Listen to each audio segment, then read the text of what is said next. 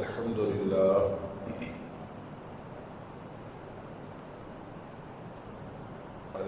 لله الذي لم يتخذ ولدا ولم يكن له شريك في الملك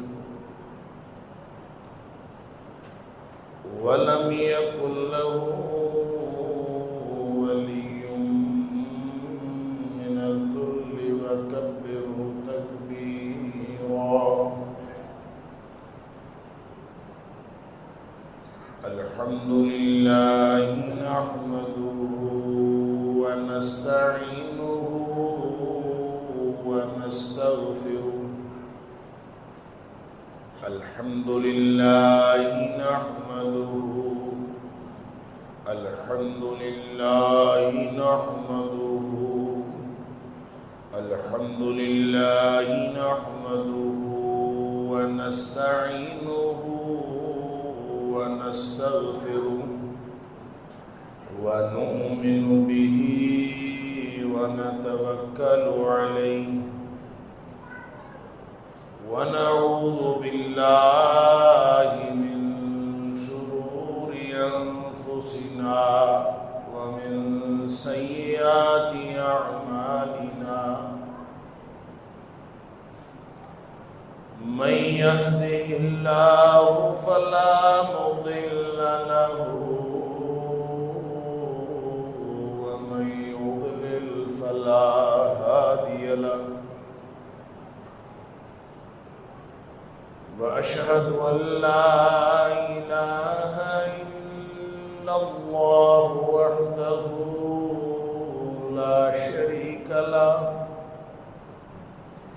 وأشهد أن محمدًا عبده ورسوله صلى الله عليه وسلم. أرسله بالحق بشيرًا ونذيرًا بين يدي الساعة. فمن يطع الله ورسوله فقد رشد واهتدى. ومن يعص الله ورسوله فقد ضل وغوى. فإنه لا يضر إلا نفسه ولا يضر الله شيئا. نسأل الله ربنا أن يجعلنا ممن يطيعه ويطيع رسوله ويتبع رضوانه ويجتنب سخطه. فإنما نحن به وله. أما بعد فإن خير الحديث كتاب الله وخير الهدي هدي محمد صلى الله عليه وآله وسلم. وشر الأمور محدثاتها وكل محدثة بدعة وكل بدعة ضلالة وكل ضلالة في النار. فأعوذ بالله السميع العليم من الشيطان الرجيم من همزه ونفخه ونفثه. بسم الله الرحمن الرحيم. يريدون ليطفئوا نور الله بأفواههم يريدون ليطفئوا نور الله بأفواههم والله متم نوره ولو كره الكافرون۔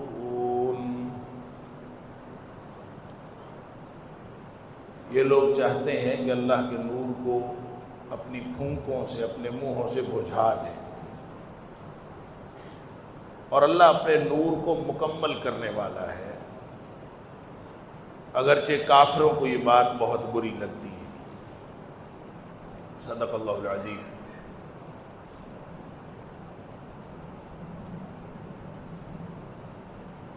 اللہ کے قرآن کو ماننے والے نبی اکرم صلی اللہ علیہ وآلہ وسلم کے امتی اس دنیا میں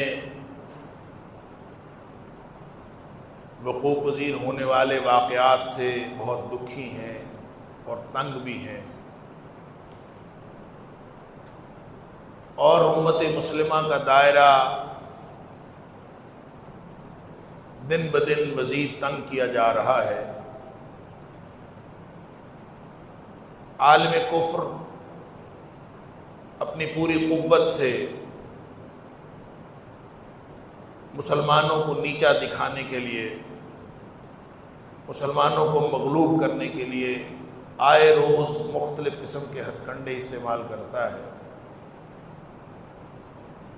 جس کے رد عمل میں مسلمان کچھ کر سکیں یا نہ کر سکیں،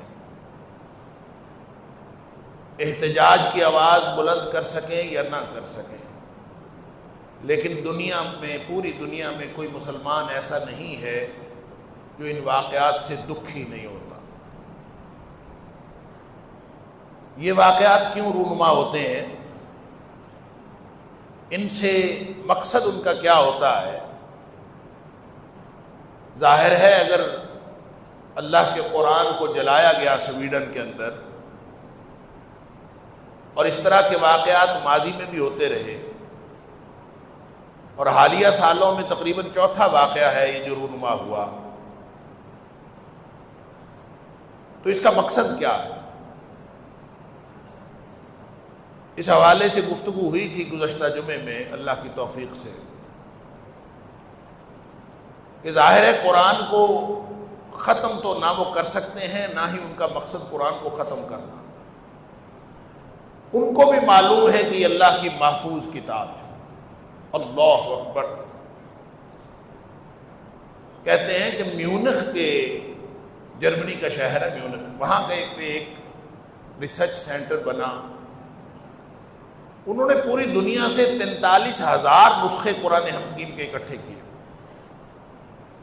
سب کو جانچا پرکھا کہ کوئی ان کے اندر کوئی تھوڑی بہت تبدیلی ہو، کوئی فرق ہو، دنیا کے کونے کونے سے قرآن کے نسخے اکٹھے کیے، لیکن بات سمجھ میں آئی کہ اس قرآن کے اندر کوئی تبدیلی واقع نہیں کی جا سکتی۔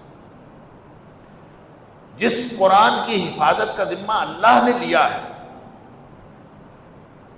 اور یہ سبق مسلمان کو یاد ہو چاہے نہ یاد ہو، کافر کو بہت یاد ہے، غیر مسلم خوب سمجھتا ہے کہ یہ قرآن اللہ کی محفوظ کتاب، ظاہر ہے اس کے پاس پھر اس کے جواب میں، اس کے مقابلے میں کوئی چیز ہے نہیں۔ قرآن کا چیلنج کہ کوئی صورت ہی بنا کے لے آؤ، اس جیسا قرآن بنا کے لے آؤ، کوئی 10 صورتیں لے آؤ، چلو ایک صورت ہی لے آؤ، یہ پچھلے 1500 سال سے یہ چیلنج ان کی پیشانی کا ایک کلن کا ٹیکا ہے، کسی کو بھی اس کا جواب نہیں آتا۔ وہ جواب کہاں سے لائے؟ وہ اپنے خب سے باطن کا اظہار کرتے ہیں، اپنے انتقام کی آگ ٹھنڈی کرتے ہیں، اس کے علاوہ اور کوئی مقصد نہیں۔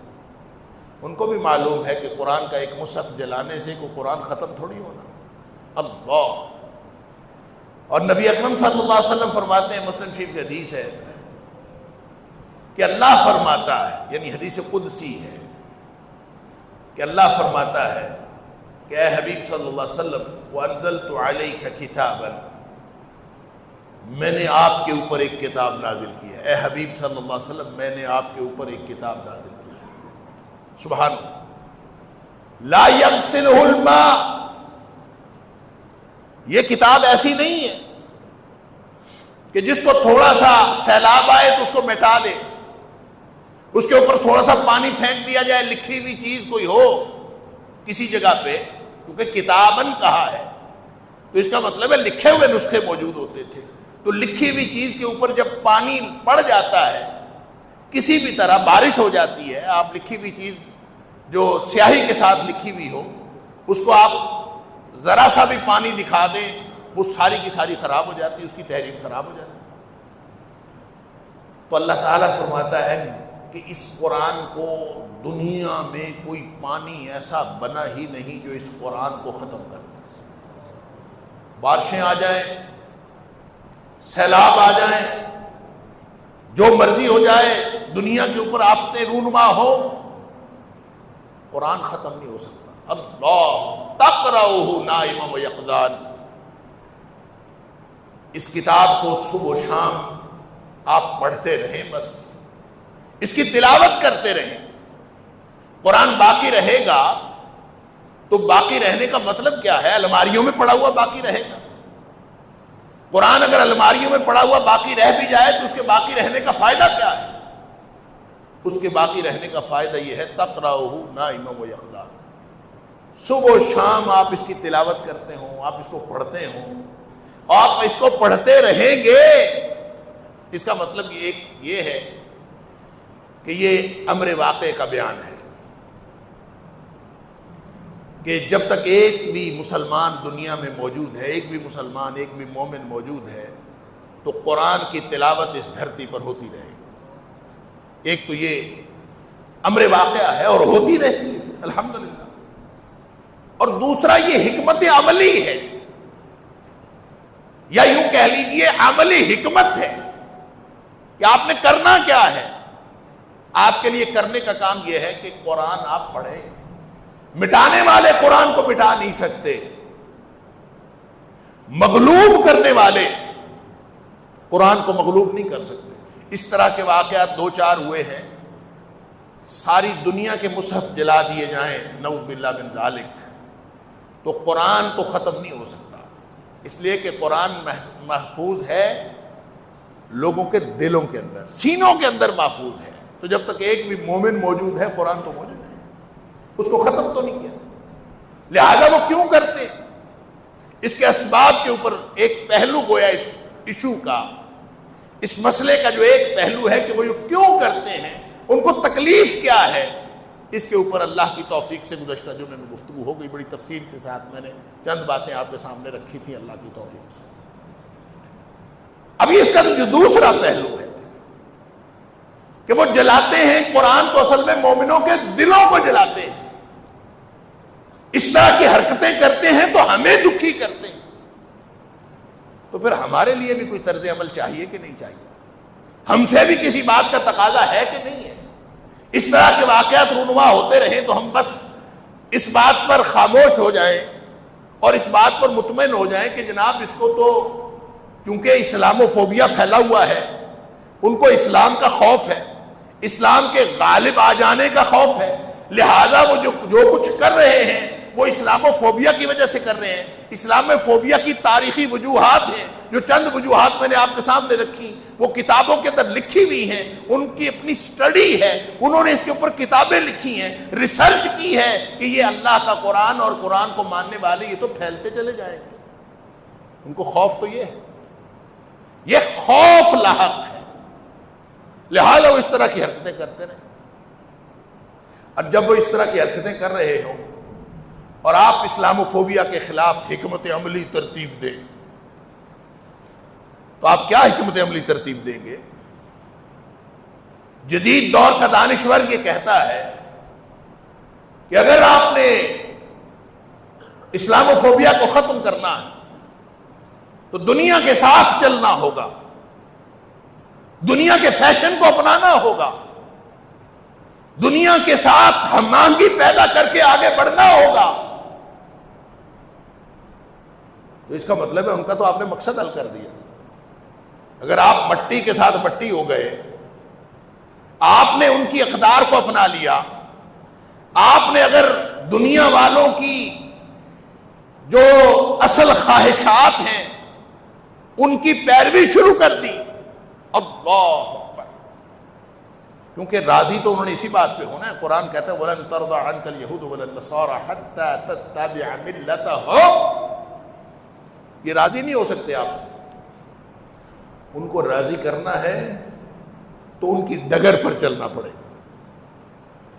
اور یہی جدید دور کا دانشور مسلمان کو سکھاتا ہے کہ اٹھو اور اٹھ کے دنیا کے ساتھ چلو. دیکھو زمانہ ترقی کر گیا ہے, لہذا اس ترقی کے دور میں آپ کا فرض یہ ہے کہ آپ اس ترقی کے ساتھ ساتھ چلیں, جو زمانہ تقاضا کرتا ہے وہ کریں. اللہ اکبر. اور جب آپ کریں گے تو کیا ہوگا؟ اسلاموفوبیا ختم ہو جائے گا. میں نے پچھلے جمعے بھی عرض کیا تھا, بیماری کہاں ہے؟ بیماری وہاں ہے. دو لوگ ہیں, ایک وہ جو اسلاموفوبیا میں مبتلا ہے, ایک وہ جس کی وجہ سے مبتلا ہے. آپ اس کا علاج کرنا چاہتے ہیں, جس کی وجہ سے مبتلا ہے اس کا علاج کر کے آپ اسلاموفوبیا کو ختم کرنا چاہتے ہیں.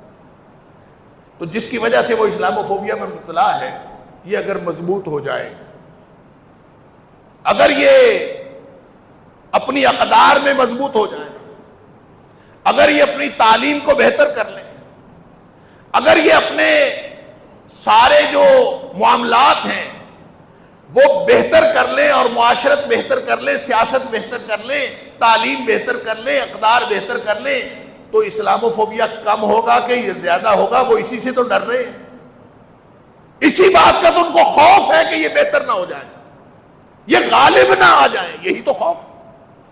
اللہ اکبر. لیکن سمجھ لیجئے کہ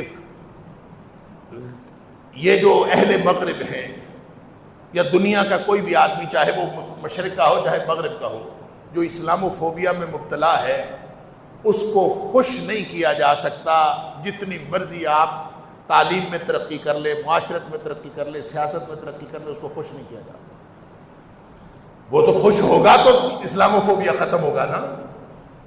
تو قرآن کہتا ہے وَلَن تَرْضَىٰ عَنْكَ الْيَهُودُ وَلَا النَّصَارَىٰ. کیٹاگوریکل سٹیٹمنٹ, حتمی بیان قرآن کا.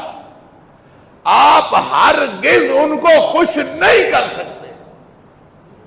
جب آپ ان کو خوش کر ہی نہیں سکتے تو پھر اس کوشش کی ضرورت کیا ہے؟ کیونکہ خوش کرنے کا ایک ہی طریقہ ہے, وہ یہ حَتَّىٰ تَتَّبِعَ مِلَّتَهُمْ. آپ ان کی ڈگر پہ چل پڑے, ان کی خواہشات کی پیروی کرنی شروع کر دیں. اللہ اکبر. اور قرآن نے پھر اس پر بڑی وعید سنائی. خطاب تو نبی کریم صلی اللہ علیہ وسلم کو ہے بظاہر, لیکن اصل میں خطاب تو پوری امت کو ہے. وَلَن تَرْضَىٰ عَنْكَ الْيَهُودُ وَلَا النَّصَارَىٰ حَتَّىٰ تَتَّبِعَ مِلَّتَهُمْ. آپ کبھی یہود و نصارہ کو راضی نہیں کر سکتے, وہ راضی ہو ہی نہیں سکتے. راضی ہونے کا ایک ہی طریقہ ہے, جو وہ چاہتے ہیں آپ کرنا شروع کر دیں. اگر آپ وہ کرنا شروع کر دیں جو وہ چاہتے ہیں, تو پھر آپ اپنے اس راستے پر نہیں رہیں گے جو ہدایت کا راستہ تھا. آپ اپنا موقف چھوڑیں, آپ اپنا مقام چھوڑیں, آپ اپنا نقطہ نظر چھوڑیں, آپ اپنی تاریخ چھوڑیں, آپ اپنے تاریخ کے مشاہیر چھوڑیں, آپ اپنی امت کا منصب چھوڑیں. اگر یہ سارا کچھ چھوڑ کے ان کو راضی کر سکتے ہیں تو وہ راضی ہوں گے, وگرنہ وہ راضی نہیں ہوں گے. اور اگر آپ نے چھوڑ دیا, قرآن کہتا ہے وَلَئِنِ اتَّبَعْتَ أَهْوَاءَهُمْ بَعْدَ الَّذِي جَاءَكَ مِنَ الْعِلْمِ. اللہ اکبر. ان کی خواہشات ایک طرف, اللہ کا دین دوسری طرف. اور آپ نے اگر فیصلہ یہ کر لیا کہ آپ ان کی خواہشات کی پیروی کر کے ان کو راضی کریں گے, دو ہی طریقے ہیں نا. اللہ کے دین کے ساتھ جڑ جائیں, یہ ایک طریقہ ہے. اس سے تو جڑیں گے تو اسلاموفوبیا بڑھے گا. اگر آپ جتنا زیادہ مضبوط ہوتے جائیں گے تو اسلاموفوبیا بڑھے گا کہ کم ہوگا؟ آپ اگر اپنے آپ کو اتنا, ایک مومن کا مطمع نظر ہوتا کیا ہے؟ مومن کا مطمع نظر ہوتا ہے لَقَدْ كَانَ لَكُمْ فِي رَسُولِ اللَّهِ أُسْوَةٌ حَسَنَةٌ اطیعوا اللہ واطیعوا الرسول یا ایھا الذین آمنوا اطیعوا اللہ واطیعوا الرسول وَلَا تُبْطِلُوا أَعْمَالَكُمْ، اللہ اس کے رسول کی اطاعت کرو. ہمارا مطمع نظر اس کے علاوہ اور ہے کیا؟ اور اگر آپ اللہ اس کے رسول صلی اللہ علیہ وسلم کی اطاعت کریں گے، وحی کے ساتھ جڑیں گے، سنت کے ساتھ جڑیں گے، کتاب و سنت کی پیروی کریں گے، اس میں جڑ کے کردار بنائیں گے، خالی باتیں نہیں کریں گے، کردار بنائیں گے. کردار نہیں بنائیں گے، پورا معاشرہ ترتیب دیں گے. پورا معاشرہ نہیں، پوری ریاست کو اللہ اس کے رسول صلی اللہ علیہ وسلم کے احکام کے مطابق بنائیں گے، تو اسلاموفوبیا بڑھے گا کہ کم ہوگا؟ اس لیے کہ آپ کا مطمع نظر ہے نبی کریم صلی اللہ علیہ وسلم کے اسوہ پر چلنا. اور نبی کریم صلی اللہ علیہ وسلم وہ ذات اقدس ہے جس کے بارے میں اللہ نے فرمایا کہ ان کے دور کا جو اسلاموفوبیا تھا وہ پتہ کتنا تھا؟ نبی کریم صلی اللہ علیہ وسلم نے فرمایا نصرت بالرعب مسیرۃ شہر، میں 1 مہینے کی مسافت پہ ہوتا ہوں تو دشمن ڈر رہا ہوتا. نصرت بالرعب، مجھے اللہ کی طرف سے یہ عطا ہوا ہے رعب. رعب کے ذریعے اللہ نے میری مدد کی ہے. اور کتنی مدد کی ہے کہ 1 مہینے کی مسافت پہ میں ہوتا ہوں تو دشمن مجھ سے ڈر رہا ہوتا ہے. تو آپ اندازہ کریں اس نبی کی امت سے دشمن کیوں نہ ڈرے. بس آپ جتنا جتنا نبی کریم صلی اللہ علیہ وسلم کے قریب ہوتے جائیں گے، کبھی امید نہ رکھیں کہ اسلاموفوبیا کم ہوگا. اسلاموفوبیا بڑھے. اسلاموفوبیا اگر کم کرنا ہے تو بیماری وہاں ہے. میں نے عرض کیا تھا ان کو قرآن پڑھنے کے لیے دے دے. بیمار کی بیماری دور کرتا ہے قرآن. اللہ اکبر، اس کے اندر شفا ہے. قرآن ان کو پڑھنے کے لیے دیں، شاید شفا ہو جائے. ان کو اللہ کے رسول صلی اللہ علیہ وسلم کی سیرت پڑھنے کے لیے دیں، شاید شفا ہو جائے. شفا ہوگی تو قرآن اور نبی پاک صلی اللہ علیہ وسلم کے فرمان سے ہوگی، وگرنہ وہ ساری عمر اپنے ہی اس میں، جس کو قرآن کہتا ہے موتو بغیظکم، مر جاؤ اپنے غصے میں، کوئی علاج نہیں ہے اس کا. اور آپ اگر چاہتے ہیں ان کو راضی کر کے خوش کر لیں گے اور اسلاموفوبیا اس طریقے سے ختم کر لیں گے، تو اس کے بارے میں قرآن نے واضح طور پر کہا ہے وَلَئِنِ اتَّبَعْتَ أَهْوَاءَهُمْ، اگر آپ نے ان کی خواہشات کی پیروی کر کے اسلاموفوبیا کو ختم کیا، ان کو راضی کیا کہ چلیں یہ راضی ہو جائیں، یہ ہم سے ڈرنا بند کر دیں، حد ہو گئی. جس امت کے آقا محمد کریم صلی اللہ علیہ وسلم ان سے دشمن مہینے کی مسافت سے ڈرتا ہو، آپ نے کیسے سوچ لیا کہ ہم جب محمدی بنیں گے تو دشمن ہم سے ڈرے گا نہیں؟ آپ نے کیسے سوچ لیا؟ اللہ قرآن میں وعدہ کرتا ہے سنلقی فی قلوب الذین کفروا الرعب، ہم ان قریب کافروں کے دلوں میں آپ کا رعب ڈال دیں. یہ تو اللہ کا وعدہ پورا ہوا. آپ کیسے کہتے ہیں ٹھیک ہو؟ ہاں راضی کرنا ہے تو پھر یہ ٹریک اور ہے، یہ طریقہ اور ہے.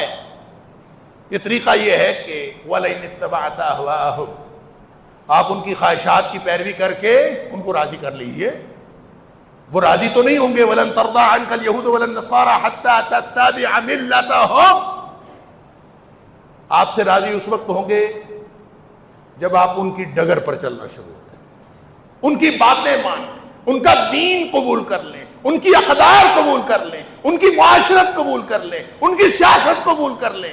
وہ قبول کر لیں گے تو وہ راضی ہیں. لہذا پوری دنیا میں دیکھنا ہو کہ کس سے وہ راضی ہیں اور کس سے ناراض. تو اللہ تعالیٰ نے دوستی اور دشمنی کا معیار قرآن میں بتایا. ان تمسسکم حسنۃ تسؤہم، مسلمانوں تمہیں کوئی اچھائی پہنچے، کوئی اچھی بات پہنچے، کوئی خوشخبری ملے تو پوری دنیا میں نگاہ دوڑاؤ، جس کو تکلیف ہوتی ہے وہ تمہارا دشمن ہے. ان تمسسکم حسنۃ تسؤہم، تمہاری کسی خوشخبری کے اوپر جس کو تکلیف ہوتی ہے تو اس کا مطلب ہے دشمن کو تکلیف تو بھائی ہوگی. وَإِن تُصِبْكُمْ سَيِّئَةٌ،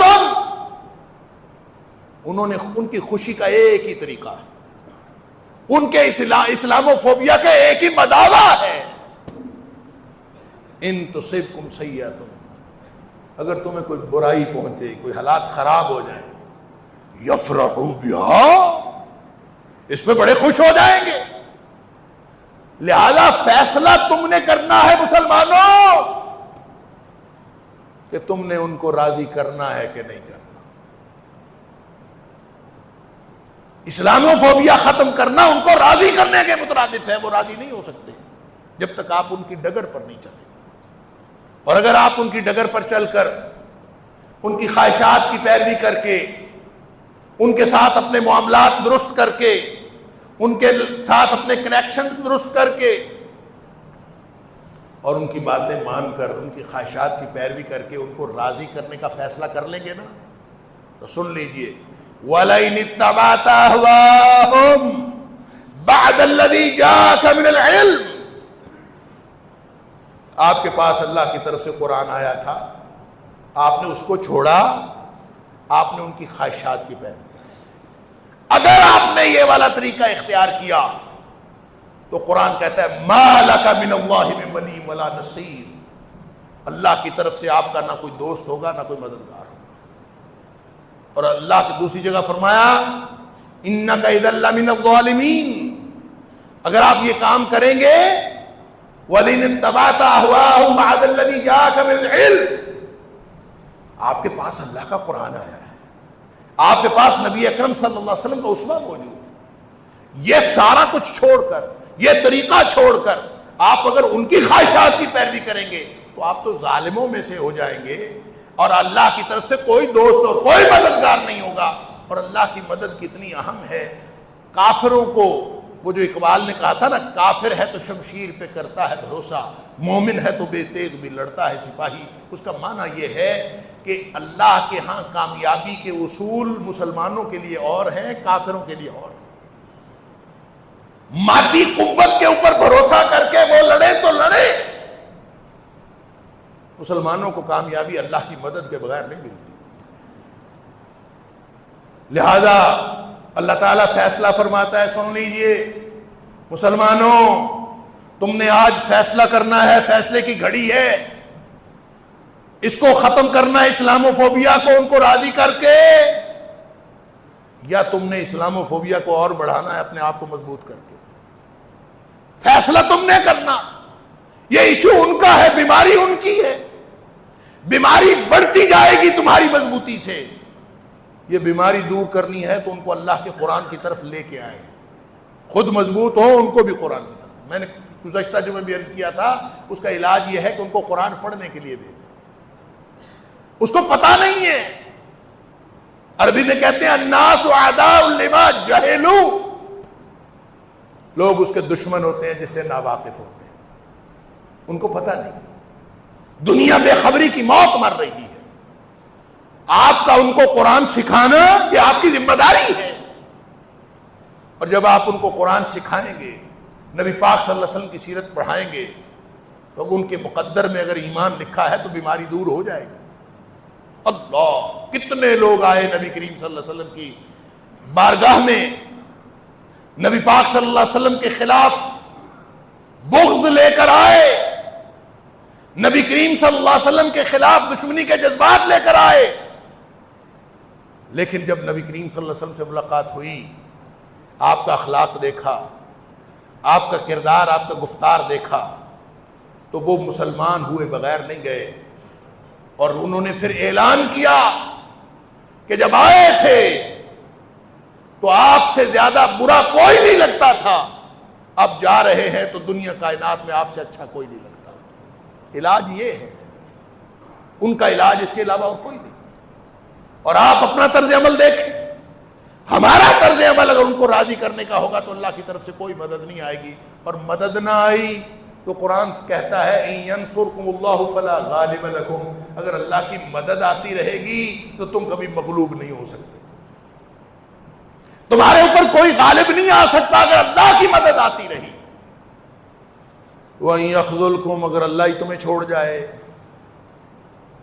تو پھر فَمَن ذَا الَّذِي يَنصُرُكُم مِّن بَعْدِهِ، بھری دنیا میں کوئی تمہاری مدد کرنے والا نہیں. اللہ مدد کرے تو تمہاری کامیابی ہے. اگر اللہ کی مدد تم اگر اللہ کی مدد کا استحقاق ختم کر بیٹھو کسی بھی وجہ سے، اپنی کرتوتوں کی وجہ سے، تو پھر یاد رکھو کہ دنیا کائنات میں تمہاری مدد کرنے والا کوئی نہیں آئے گا. وَعَلَى اللَّهِ فَلْيَتَوَكَّلِ الْمُؤْمِنُونَ. اہل ایمان کو صرف اللہ پر بھروسہ کرنا چاہیے. لہذا اللہ کی مدد لینی ہے تو تمہیں ان کی خواہشات کو ترک کرنا ہوگا، تمہیں اللہ کے دین کو پکڑنا ہوگا، اللہ کے قرآن کی طرف آنا ہوگا، اللہ کے قرآن سے جڑنا ہوگا. یہ کتاب یہ بس ایک کتاب نہیں ہے، یہ معجزہ ہے اللہ کی طرف سے جو نبی اکرم صلی اللہ علیہ وسلم کو عطا ہوا ہے. اور یہ معجزہ اس لیے عطا ہوا ہے، معجزہ جب بھی کسی نبی کو عطا ہوتا ہے یا تاریخ میں ہوتا رہا تو وہ معجزہ اس لیے عطا ہوتا تھا کہ تاکہ لوگ اس معجزے کو دیکھ کر زیادہ سے زیادہ ہدایت یافتہ بنے. یہ قرآن بھی معجزہ ہے.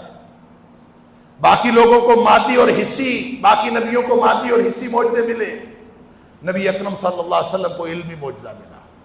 خود نبی پاک صلی اللہ علیہ وسلم نے فرمایا، بخاری شریف کی حدیث ہے کہ ما من الانبیاء نبی الا اعطی ہؤلاء، اگر ما آمن علیہ البشر، کہ اللہ کے رسول صلی اللہ علیہ وسلم فرماتے ہیں ہر نبی کو معجزے ملتے رہے کہ ان معجزوں کے نتیجے میں لوگ ہدایت پاتے تھے، ایمان کی دولت پاتے تھے، ایمان کی دولت حاصل کرتے تھے.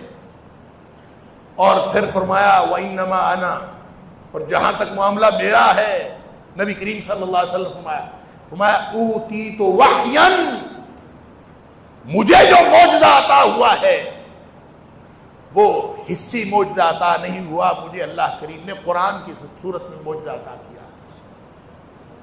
لہذا یہ معجزہ اوحاہ اللہ تعالی الی، کہ اللہ نے میری طرف وحی نازل فرمائی، یہ معجزہ ہے.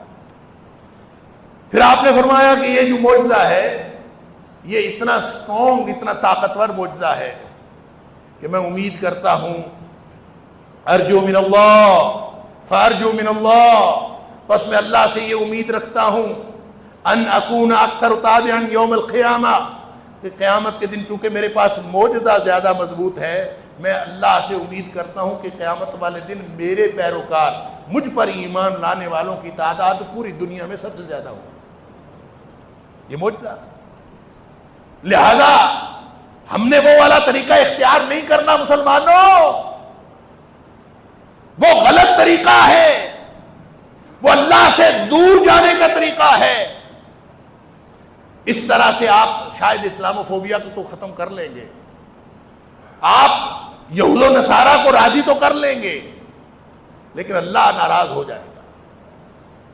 مرضی ہے آپ کی، اللہ کو ناراض کرنا ہے یا یہود و نصارہ کو ناراض کرنا ہے، آپ نے فیصلہ کرنا ہے. اللہ اکبر.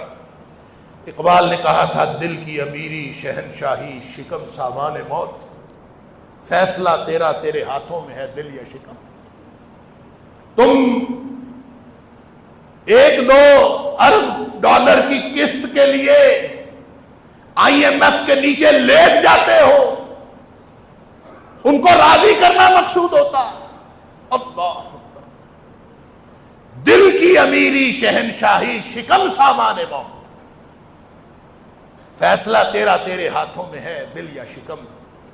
پیٹ پالنے کے لیے تم نے کسی کے سامنے دستے سوال دراز کر دیا تو وہ کسی نے کہا تھا